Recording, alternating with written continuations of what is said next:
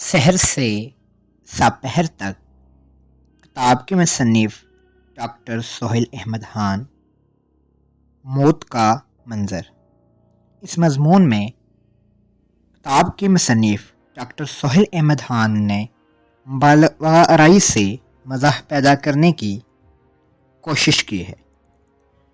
موت کا ذائقہ تو ہر ذی روح کو چکھنا تو پڑتا ہی ہے، مگر موت کا ذائقہ سونگھنے کا اتفاق شاید ہی کسی کو ہمارے سوا ہوا ہو۔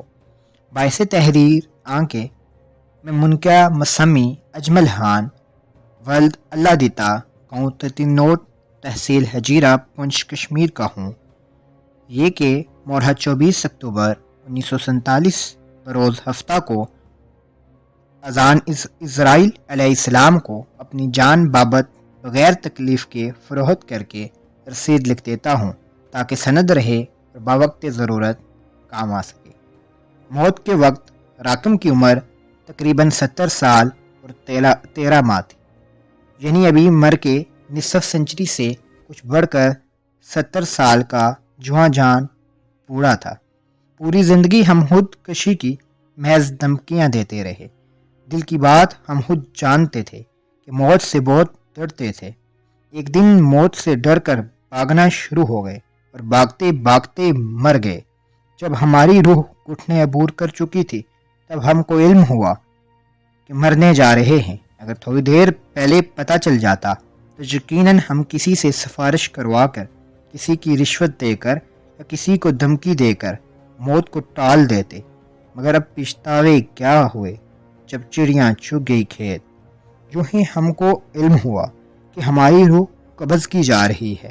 سچ پوچھئے ہمیں بہت دکھ ہوا، ہم رو دیے، ہم سسکیاں لینے لگے اور ہمارے جسم میں کپ کپی طاری ہو گئی۔ اس ڈر اور خوف کی وجہ سے باقی ماندہ روح بھی نکل کر پرواز کر گئی۔ جب ہمیں یقین ہو گیا کہ ہم مر گئے تو ہم میں تھوڑا سا اطمینان ہوا۔ چلو یار، چلی گئی جو جانے والی تھی۔ ہمارا جسم ابھی زمین پر ہی پڑا تھا کہ ہماری روح اد آسمان پہنچ چکی تھی۔ ہماری روح کو راستے میں ایک چاند گاڑی مل گئی، اس میں 2-3 سائنسدان بیٹھے ہوئے تھے۔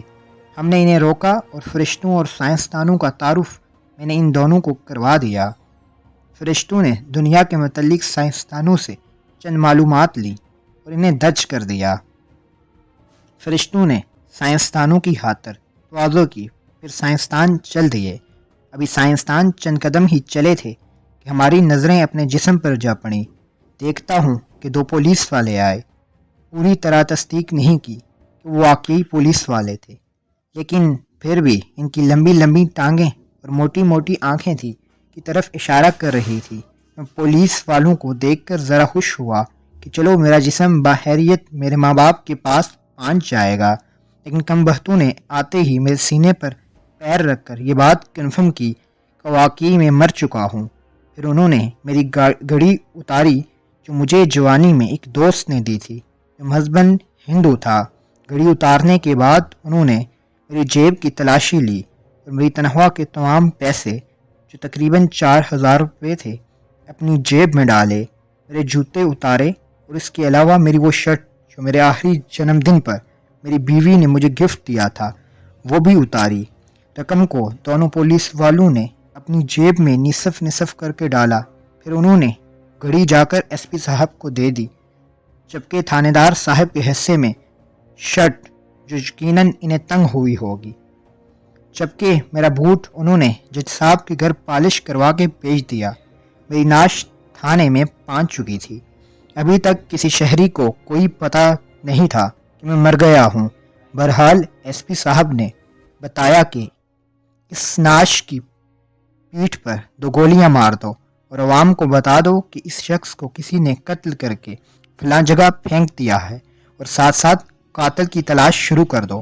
اگر کوئی نہ ملے تو وسیم جو ہمارے خلاف ہے اس کے کھاتے میں ڈال دو، اسے کڑی سزا دے کر یہ کہلوا دو کہ یہ قتل اسی نے کیا ہے۔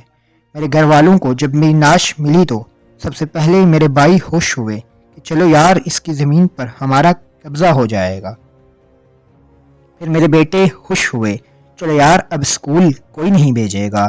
پھر میری بیوی خوش ہوئی کہ چلو یار اب حکم میرا ہی چلے گا۔ صرف میری ماں مسلسل روئے جا رہی تھی۔ میں 70 سال کا تھا اور وہ تقریباً 90 سال کی تھی۔ آنسو اس کے چہرے کی جوڑیوں سے ایسے بہہ رہے تھے جیسے ندیوں میں سے پانی بہہ رہا ہو۔ وہ میرے قاتلوں کو بددعائیں دے رہی تھی اور اپنے کمزور ہاتھوں کو اپنے سفید بالوں پر مار کر ماتم کر رہی تھی۔ اس کا ماتم بیان نہیں کیا جا سکتا تھا۔ مجھے پہلی بار ماں کی اس بے انتہا محبت کا احساس ہوا اور مرنے کا افسوس ہوا۔ مجھے پہلی بار ماں کی اس بے انتہا محبت کا احساس ہوا اور مرنے کا